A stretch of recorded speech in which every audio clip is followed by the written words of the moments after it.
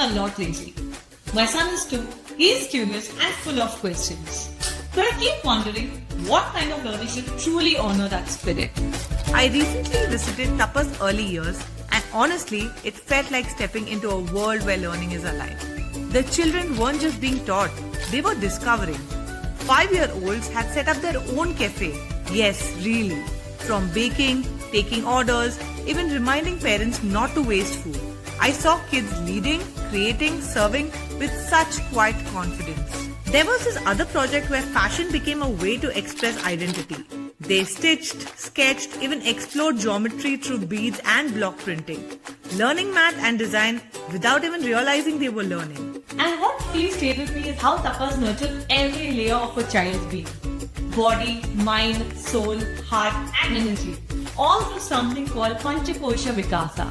It's not just about ABCs and 1, 2, 3s. It's moment, emotion, storytelling, problem solving, life. He's not in school yet, but if this is what school can look like, I can't wait.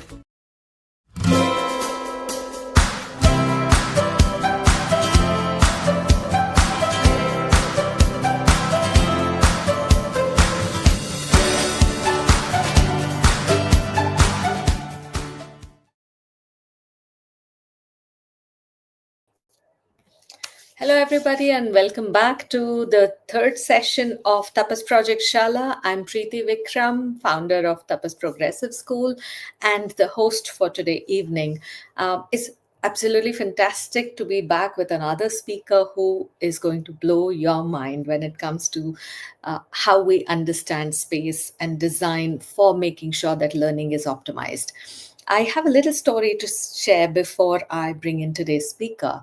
At Tapas, when we thought about how our school should be, how our campus should be designed, we wanted to do everything like what we do usually, which is make sure that we give students the voice about what their space should look like, because they are spending most of their time in this space.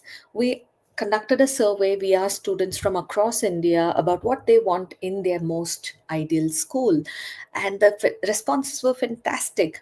We called this initiative Jaga, and we asked some subject matter experts like educators, we had psychologists, we had architects, school heads, etc., who looked at these set of ideas from students and said, this makes sense because this is great for psychology, this is great for their eyesight, these are great for their mental well-being, etc.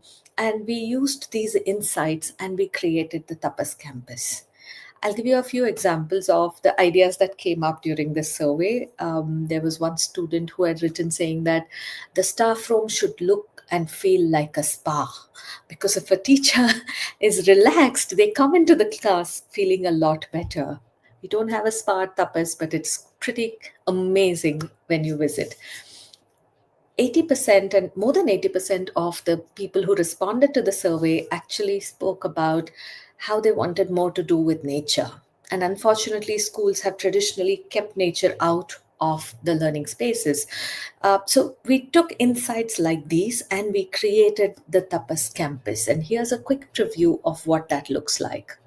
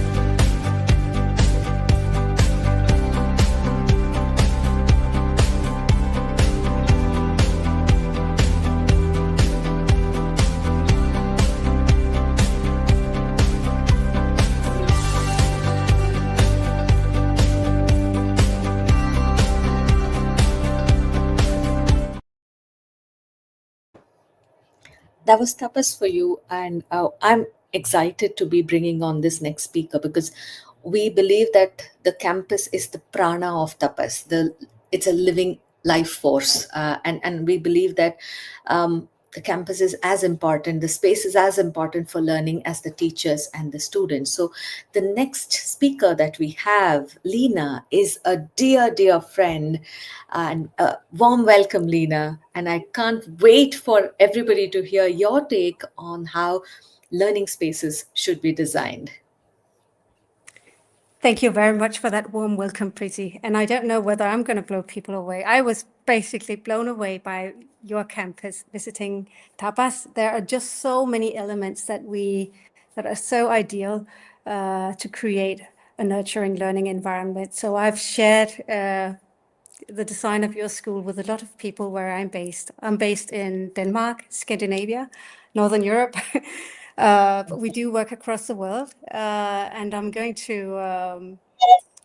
very delighted to be here. I'm going to present a little bit from our work. And I can say just last week, I was in Bangalore and in Delhi too, working with learners and teachers. And it's very much the same things that we feel we need when we talk about progressive education.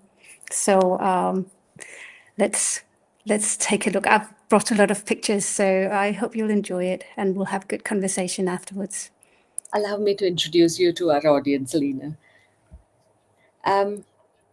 Lena is a Danish education entrepreneur and founder of Ottens. She works with schools, educators, and communities to make learning more meaningful for children and young people by strengthening the student voice and helping schools create cultures and learning environments where students can thrive, contribute, and grow.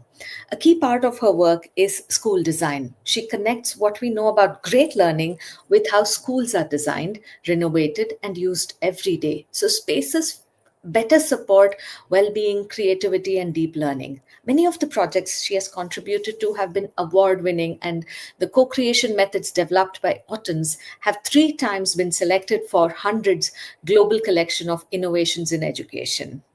Lena is also deeply engaged in the bigger picture of education's future, taking part in global networks and collaborations, and serving as an invited expert in the OECD Education 2040 initiative.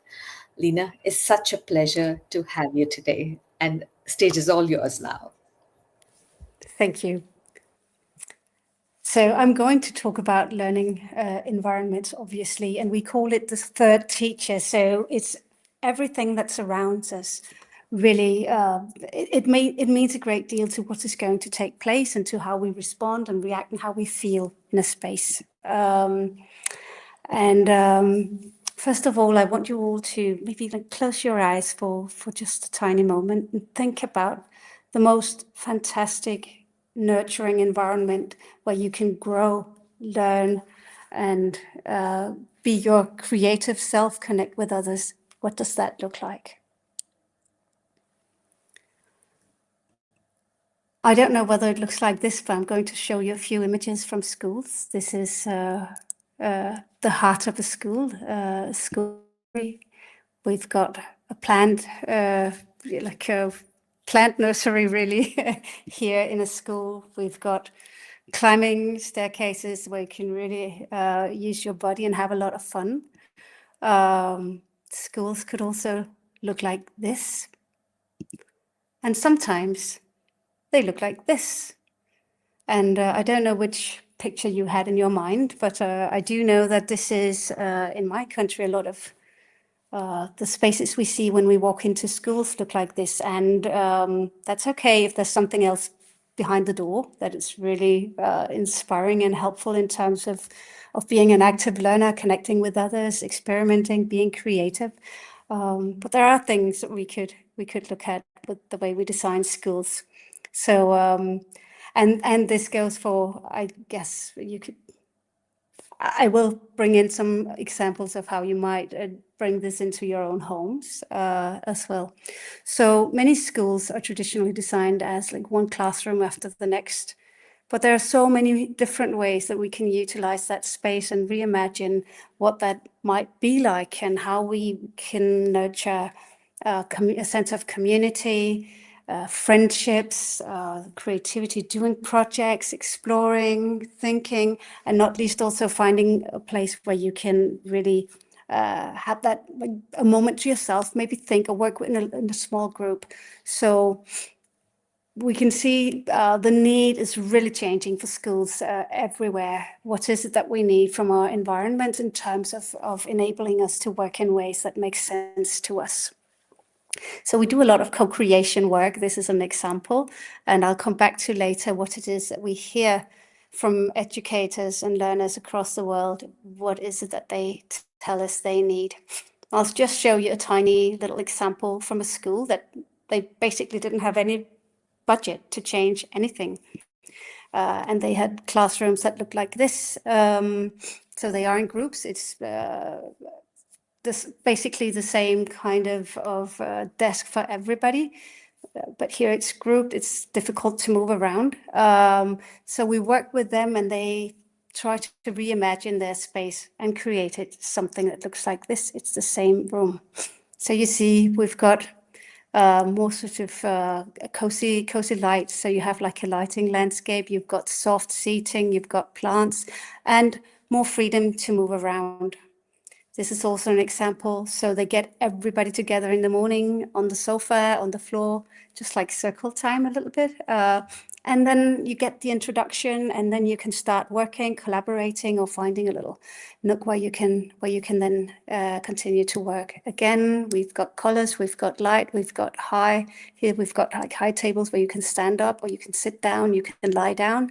There's so many ways that you can utilize the space like that. And the thing is, it really caters to the sense of autonomy that is important to children and to all of us.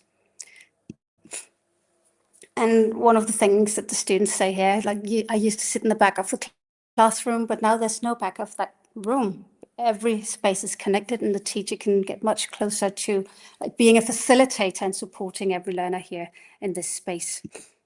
So you can see just little examples. I think we've even got kids sitting under the desk here, and a basket of blankets that you can like pull out, and you can create your own little space. So also these little things that enable children to create or co-create a space for themselves during the day is really helpful. So here are some of what the students said about the environment they had before. They found it tough and boring, always sitting in the same place, and didn't feel they had a lot of influence. Whereas with this new space, or actually the same space, but with different kinds of furniture, they felt trusted. They felt they had autonomy. They got to work more with everybody in the class or across the classes. So it created a safer environment and strengthened the friendships and the community across, and just felt it was more sort of, they even called it like child-friendly and cozy, homey. And one thing they also said is that they experienced the teachers to be more quiet. So it's not a lot of like talking at students, but really supporting their work and making the students active in those spaces. Here's another example. It's a floor plan, a school that was renovated, and it's basically the same idea. They've got a little zone, they can get everybody together, but then you've got choice. You've got little nooks, you've got collaboration spaces, and even the hallway is being used for like these little secluded areas that are so important. And what we could see here is that it reduces the noise level, the level of conflicts, and also it really worked better for everybody. So I think a key thing here is that it allows you to self-regulate. So you've got everybody contributing to differentiating the classroom and to making it work for everyone. And I'm going to show you some very like low-key examples, because those are also simple ideas that you can bring into your home if you're a parent, but also it can be brought into almost any classroom. So this teacher, who had a room that looked like the one I showed you before, created this circle space that can easily be like, you can just set it up in a second.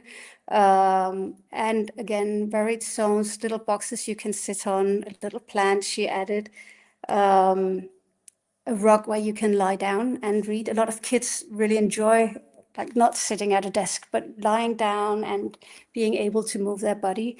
So you can just see the choice that we've now got in this classroom that was before just like one size fits all, which really fits nobody. So creating these little corners where you can have a sort of, you can find a peaceful moment, you can focus, you can concentrate. So that's very important to think of how you might do that in a school. I always call sort of like, how can we find those little, the cracks in the building where we can open up and create a space, or where students can create a space for themselves. And we can do this in our homes too. So I'm just going to draw out some of the key trends we see when we design schools. It's certainly moving towards more varied and playful, with a lot of choice for learners. We talk a lot about what we call spaces within spaces. How can we create these little like small environments where you're just like a small group, and you have many small groups collaborating and really being able to focus, but also shift around and move so that it's not the same thing from the morning when you come until the school day is over. There's a variety during the day that really helps keep your mind. Your mind will stay fresh. I think top of the list for young people when we work with children and young people, what are they asking for? It's nooks, caves, these secluded spaces where they feel they can still connect with everyone, but they can withdraw and be themselves and focus more easily.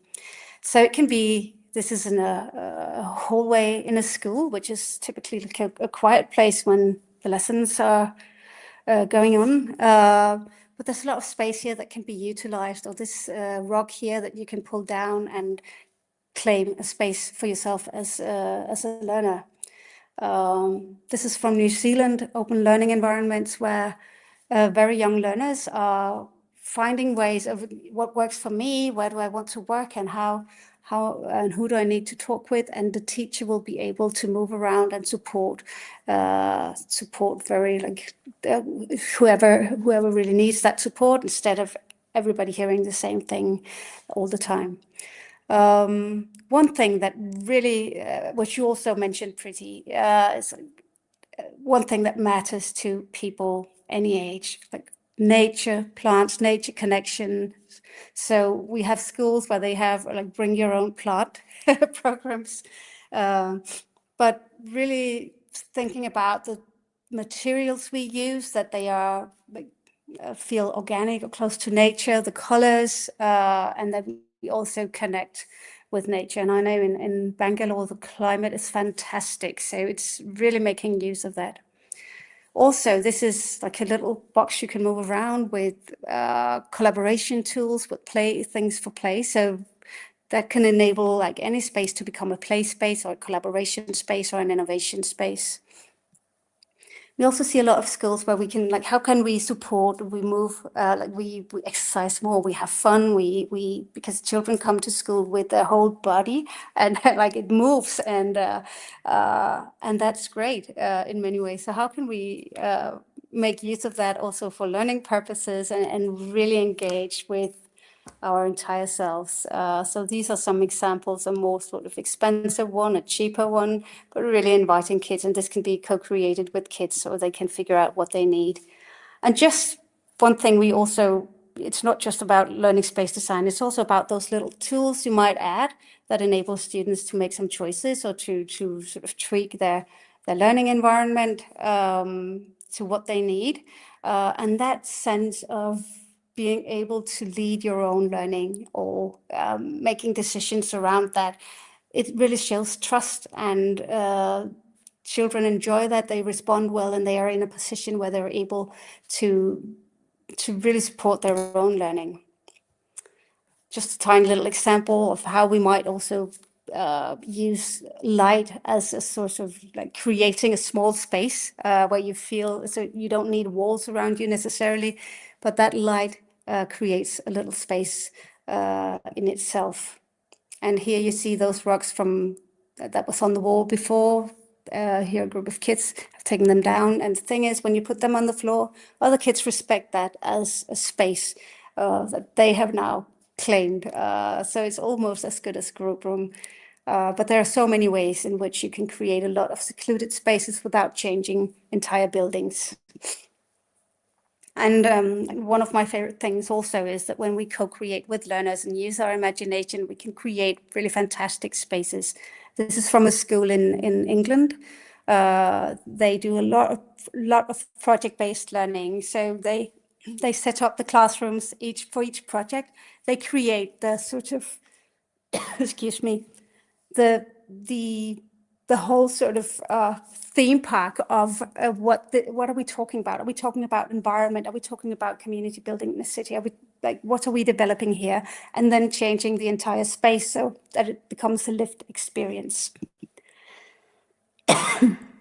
So there are so many ways that we can work with spaces, and we co-create. So this is an example. We created something we call the Learning Space Design Lab. So we work with the entire staff of a school, or we work with the student council, or we work with a class, and everybody can have a voice. It's not about your words, it's about how we might build and create together. So we rarely see anybody asking for a traditional classroom. It's about collaboration, it's about creating a sense of community, it's about having autonomy, it's about having choice. So this is sort of like a collection of what is the message that we get from teachers and students. This is from more than 80 schools. So there's really a desire to create like inclusive, inviting spaces for all, with choice and variety, spaces within spaces, but also where you have access to resources and materials, which is also important at home. How might you, like, not just read and write, but how can you also paint or create or do things? And it's also so important that we create spaces that feel homely, where you feel you belong. This is your space, and where you can also put a mark on things so that it becomes something that is this unique place that you inhabit with the group that you're in the school with, all your friends. And we need collaboration spaces. That's very, very central. And not least the calm spaces, the quiet nooks, and nature connection. And it matters because it's all about how our brain is wired and how we learn. We learn not just like from hearing things or writing things.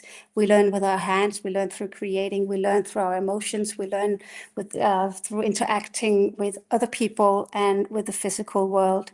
And we learn best if it's in an environment where we experience positive emotions and good trusting relationships.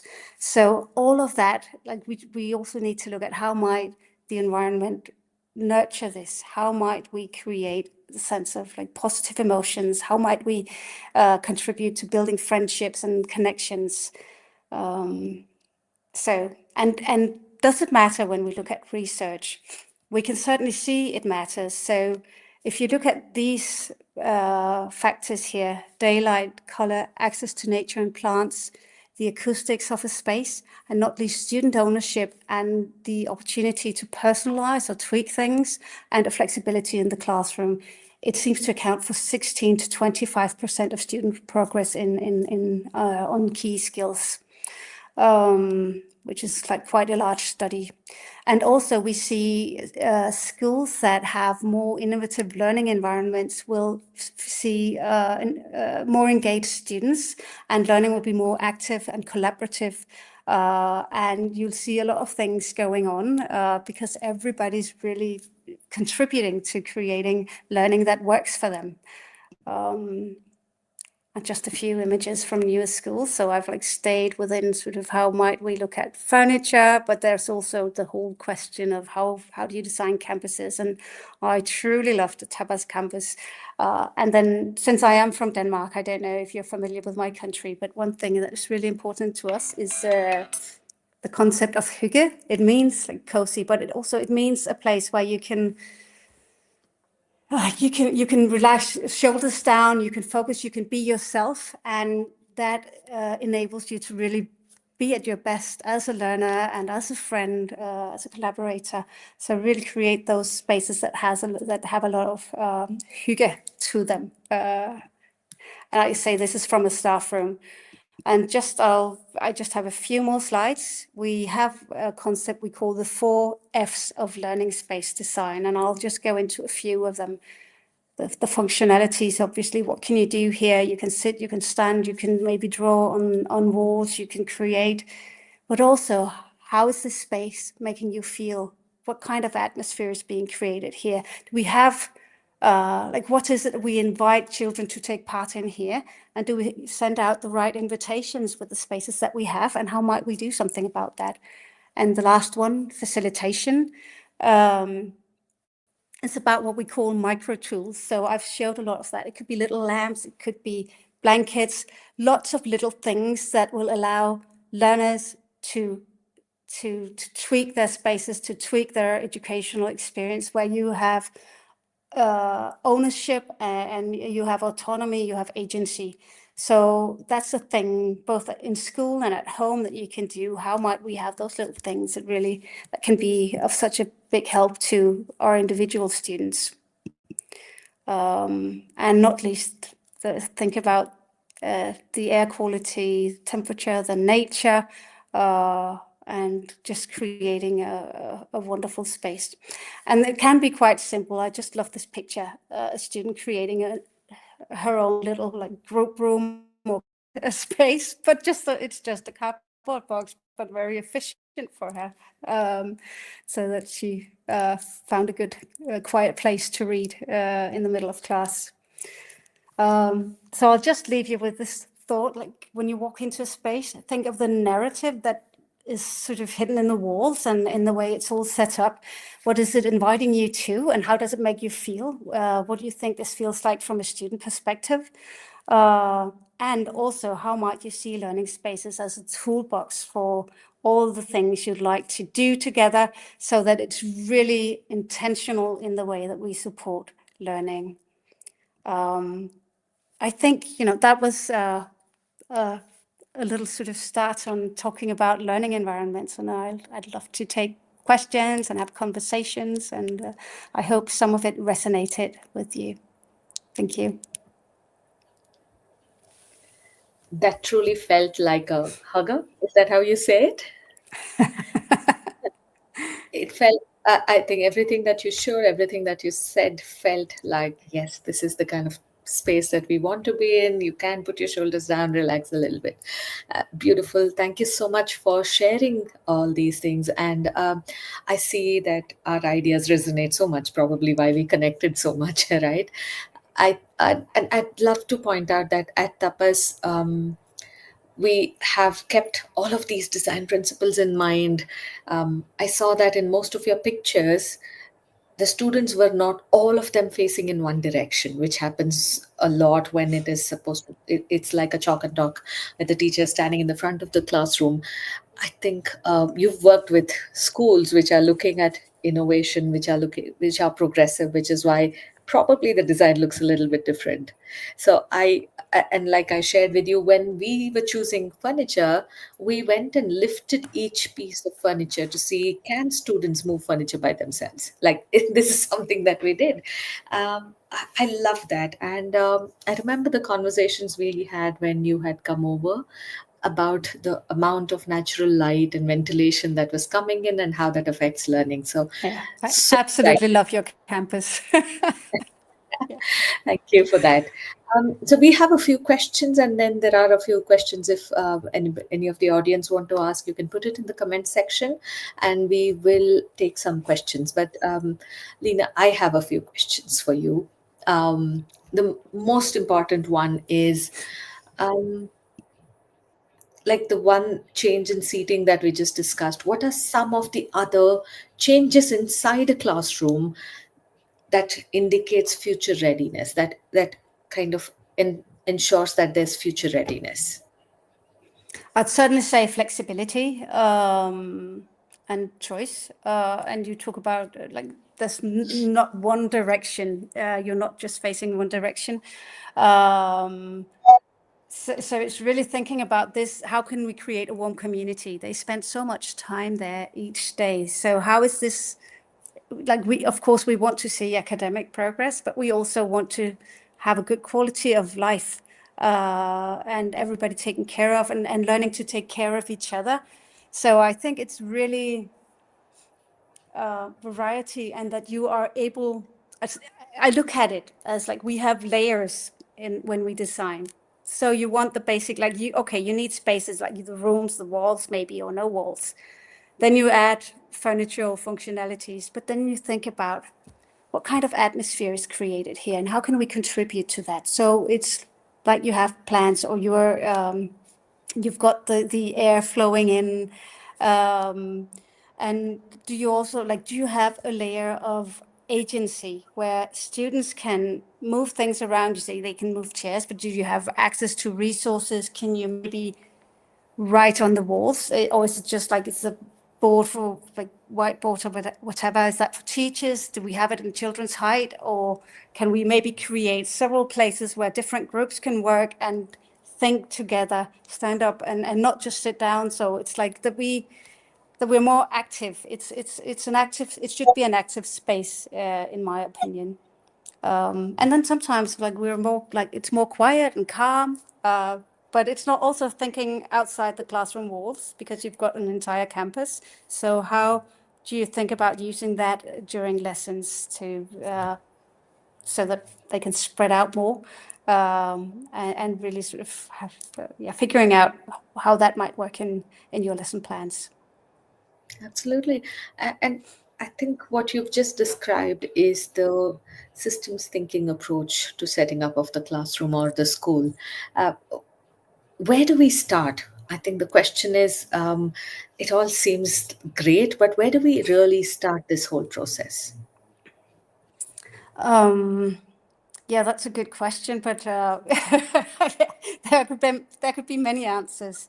I think a great place to start always is have a conversation. If you're a teacher, you have a class, like have a conversation with kids.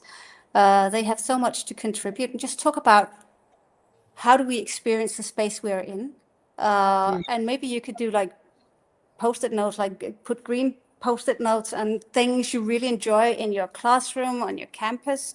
And maybe like, could we add red post-it notes to things or spaces that we don't utilize very much or that we don't find nice to be in or that we don't really use? And how might we think about redesigning those areas or getting more of all the green areas and reducing the red areas, so to speak? So you collaborate. So it's really, you can, since you like work with projects, like if you're working with projects, it's a great project to take on together and understand each other and really making sure that all the different needs that we have in our classrooms and our communities are being met. How are we looking out for each other here? How are we enabling everyone to both like focus, to feel safe, to feel welcome, and to have that like agency and sort of respond to what they feel they need, so that everybody can act like very constructively in a learning situation.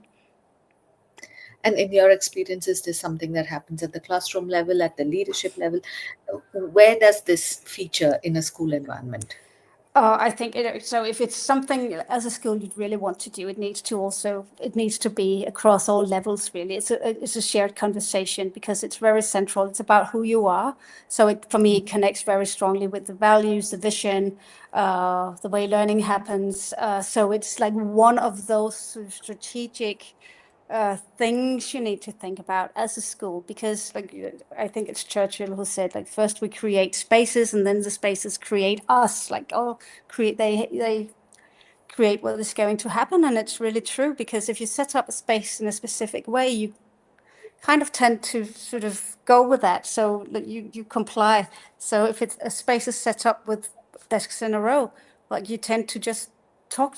As a teacher, you will talk a lot and more than you might have if the space was set up in a different way. So it's about being very intentional. It's about connecting it with your learning philosophy. So that's a different way. That's also a way you can start and see it as a strategic approach to things. Oh, that's brilliant. You spoke about agency of the students, and then now we're talking about connecting the vision and the execution. That's brilliant. I see that there are a couple of questions in the comment section, but before that, I have one question from my side, Lena, that I definitely want you to answer before I move to the comments. If you were designing schools for 2050, what is that one thing that you immediately like? What's the one thing that goes away? That might be classrooms. Because think Okay. about it, like that 25 years from now, with the change that is taking place, and the way AI is like really moving into our lives, I can't see the need for classrooms, because classrooms is really like we move children in large groups of the same age, doing the same thing at the same time. But I think we will see learning will become a lot more like you can do what you need. Like as a learner, where are you at right now? What do you need? And who do you need to collaborate with? So I think we'll see. We will not need to put kids in batches of classrooms. So we will have a more dynamic way of organizing, I'm sure. So I think maybe more we'll have those like cozy hygge library cafe-ish spaces where you can find your little places to work, and you can group up with some kids at some point and some educators supporting that. And like you'll like, I think building that sense of community and then having different ways of organizing things. So we need flexible buildings too. That sounds But like who the knows? You're not going to hold me to account like 25 years from now. Who knows? but you are predicting exactly how I vision education as well. I think that education is moving in that direction. But what you're essentially saying is that we are transferring the power today that a teacher holds, because it's her classroom or his classroom, to the students to learn by themselves. And that's a scary thought, right? Like for a lot of people, I think that's not what we've grown up No, I'd like to experiencing. rephrase that if I could. I don't think it's about transferring the responsibility. I think the responsibility on the teacher is like probably more complex, because how do you support all the different learners, but also having that sense of community, which is really important. We have to remember it's not learning is very important, academics, that's very important. But if we don't also have, like, think about well-being and all the different needs that we have, and how life is sometimes really difficult when you're 10, Yeah. how do we help that? So I think it's not really transferring the sort of the responsibility. I think it's increasing the responsibility of teachers to think from the student's perspective, and allowing them onto the stage as somebody you collaborate with. That's so beautifully put. I am going to be going to the questions that our audience have, and I'll start with this one. I think most of us have this concern that how do you ensure that learning spaces do not become too distracting or overstimulating for the children? So you don't want everything in one space. So it's really thinking about what you have on your campus. What do we do where? And like a zone or a place for this or for that, so that you think about making use of your entire campus. I think like we co-create with so many young colleagues, learners, students, and they do ask for a more stimulating environment and not a less stimulating environment. We also work with many children who are like with neurodiversity, But the thing is, if you have choice, you are able to sometimes enjoy the more sort of sparkling environment, and other times, like, you can find a more calm place. So it's also thinking about having that variety, because schools, frankly, can become, or are in many places, very boring for children. And I think we can do better. And they certainly, I just had a workshop the other day with kids in Bangalore, and it was certainly about, can we please have places that are creative, where we allow ourselves to, where we are allowed to be creative and not just growing up as these boring kids. Can we have more color, please? Can we have more plants and nature? Can we please have spaces where we can climb and crawl, like also use our bodies as we are in school? So just these little brain breaks as well. So they're very and they are certainly focused on, they want to do the work, they want to learn, but they don't want it to be boring, because it also is numbing in a way. So yeah, we want to keep their brains and minds alive and awake. That is the But hope, certainly yes. there should be, like, also speaking to that question, you should have places where you can withdraw. And that lacks in most schools. Where can you withdraw Yes, when you find it difficult, or when you think there's so much going on? Where do you find that calm absolutely. space? That's important. Absolutely. Here's another question. Cities like Mumbai, where there is already a space crunch, how can you create spaces? How can you have such inspiring spaces? Yeah, so we're talking about, like, inner city, urban, uh, high-rise High rise. buildings. Yeah, exactly. So there are several ways you could do that. I think it's mainly the sort of nature connection that is being talked about here, which is more difficult, of course, if you're in an environment like that. You can look at the materials being used and the color scheme you have, so that it feels natural. Wood is a lot better than steel. um, Things that feel comfortable to us. You can have organic shapes. You can even, like, you can have wallpaper with forest on it, like, you just, or jungle or whatever. The thing is, you can actually measure that. Like, we respond very positively to nature. You can measure the sort of the stress hormones in our blood.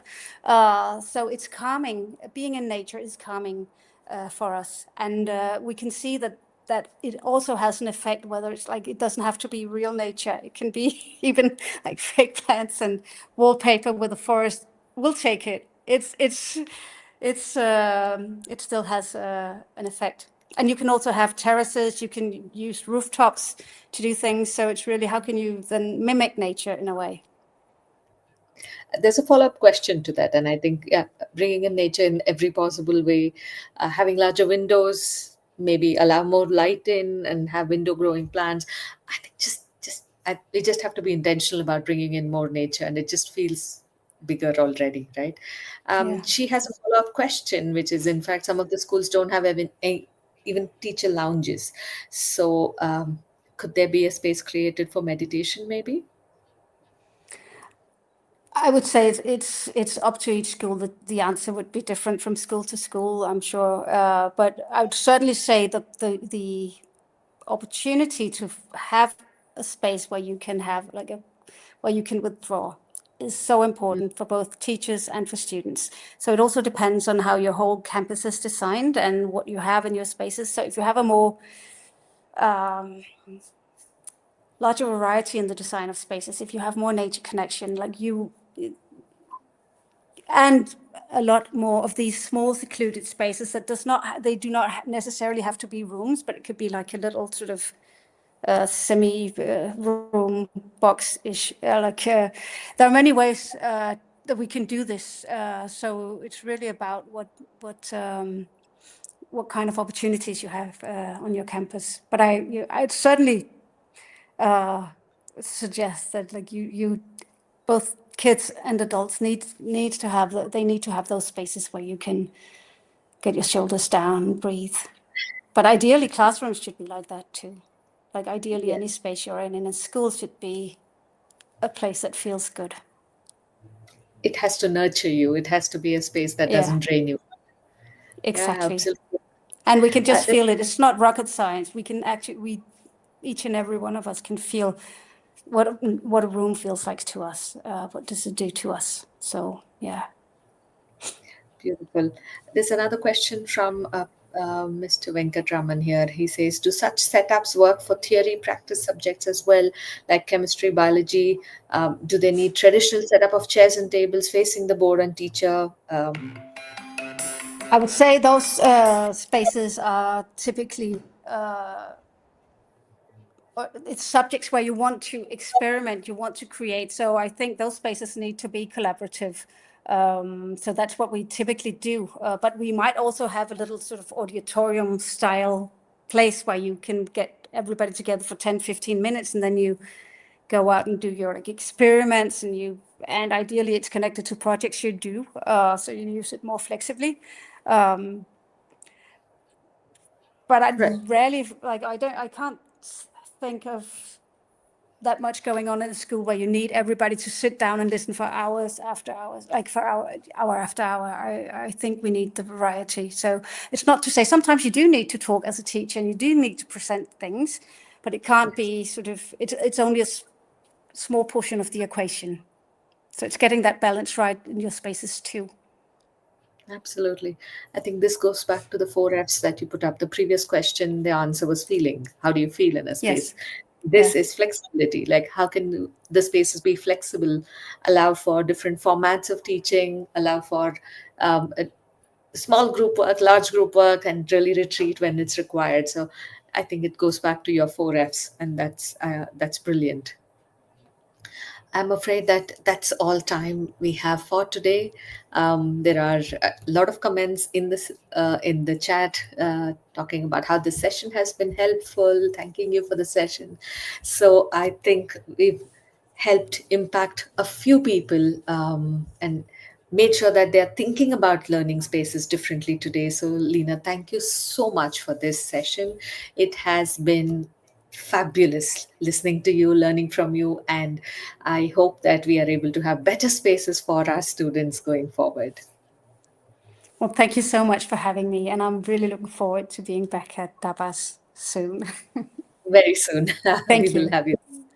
Um, for all the audience who are here, we will be having the sessions tomorrow as well. Make sure that you are clicking on the bell icon and you are notified whenever we are going live so that you can join us tomorrow. We have some fabulous sessions lined up tomorrow as well as Sunday. Looking forward to engaging with all of you with great learning going forward as well. So see you everybody. Have a great evening. Thank you so much, Lena. Bye-bye.